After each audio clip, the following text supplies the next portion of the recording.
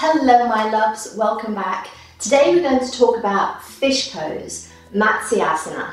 We're going to talk about how to do it, poses to prepare for fish pose, modifications, contraindications, and 3 common errors in fish pose and how to fix them.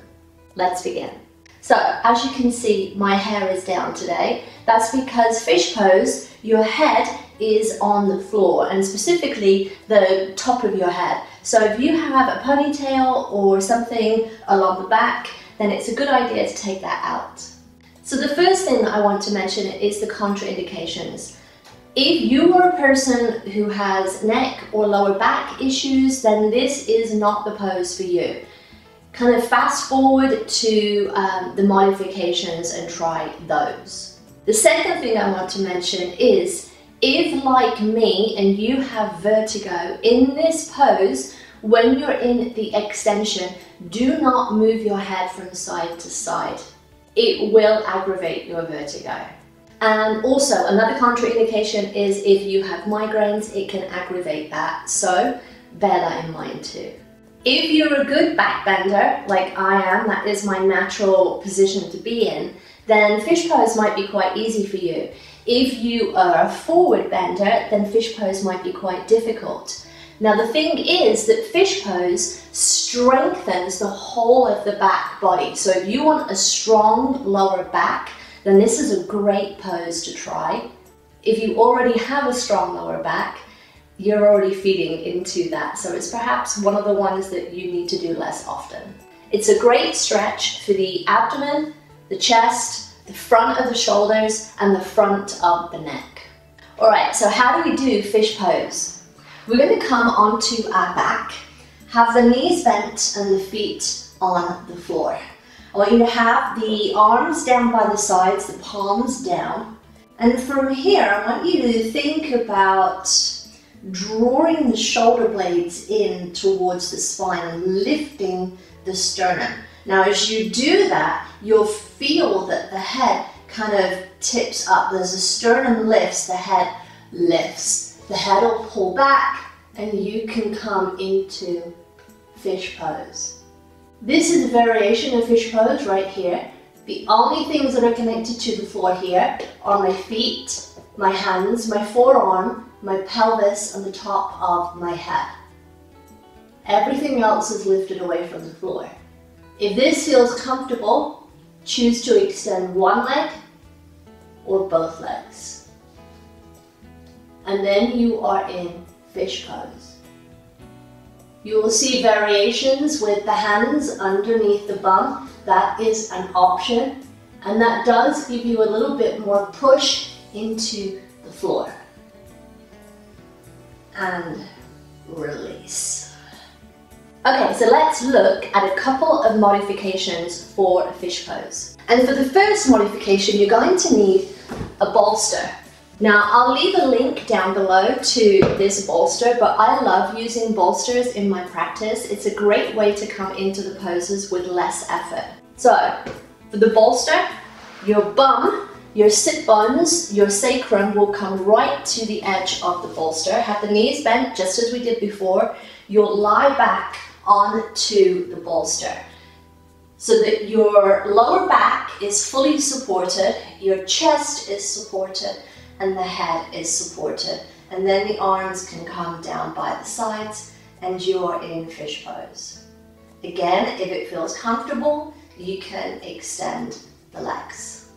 The bolster also provides support for the head, which is important if you have head or neck issues.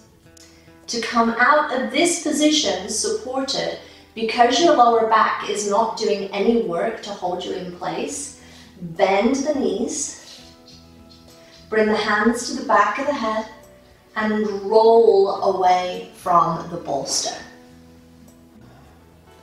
Push the hand to the floor, rise up. It's a great variation if you have any back issues. If you find that that version is still too intense and it still maybe aggravates your lower back, there's still one more version you can try with the bolster. And that is to have a block on the head end of the bolster. So lift that up, Come back into your position, sacrum against the bolster, and lie back. It just gives you the same kind of length through the front body, but it's much less intense. If you don't have a bolster, maybe you have 2 blocks and you can do the same thing with blocks. Place them at the back of your mat, and you may need to adjust them when you come down, and that's okay. Come to sit again, and you want the first block to land in the upper back. So as it lands towards the upper back, the second one will support the head, and you can change the support of the blocks depending on how you feel. Again, the knees can stay bent or the legs can extend. And it's important here to let the shoulders relax down so that you get the opening through the sternum and the chest. If you feel in this position that you don't need the support for the head, maybe you can let the head rest back so that you get more extension through the thoracic spine. And again, in this position, let the knees bend, let the hands come to the head to lift the head up and roll away from your blocks. So, other modifications for fish pose are the preparatory poses. And the preparatory poses are ones that I suggest that you can do before you come into the self-supported version of fish pose. So if you've done the versions with support of the blocks and the bolsters, but you're still struggling to support your own weight due to whatever reason, maybe you just have weak lower back muscles, then think about coming into these poses first. Now the first one is cobra pose. That is drawing the shoulders back, the forearms are on the floor, and you rise up through the chest here. The second variation is locust. Draw the shoulders away from the floor. Lift the chest, and then maybe lift the arms. This will give you the work that you need into the lower back, and also give you some awareness of the shoulders drawing towards the spine. The third pose that I suggest is Setu Bandhasana. So a hip bridge, arms down by the sides, push the upper arms into the floor, push the shoulders into the floor, and practice the chest lifting. Then lift the hips and lower. Release. Now think of that as a 2-part action. The shoulders pushing down, the breastbone lifting, and then lift the hips, then lower the hips, and then lower the breastbone. That'll give you the opening that you need of the shoulders drawing back towards the spine. So the 3 common errors that we see in fish pose are only doing the pose with the neck, doing the pose primarily with the lower back, and if you have the legs straight, not activating through the legs. So let's look at those. So when people come into fish pose, their first inclination is to just tip the head back and let the rest follow. And what you really want to do is think about the midpoint of that curve. If the crown of the head and the tailbone are connected to the floor, then what's in the middle is the chest. So if you pull up the chest first, it stands to reason that the ends will follow. So that you draw the shoulders back and you lift the chest bone up, you can drag the crown of the head to the floor.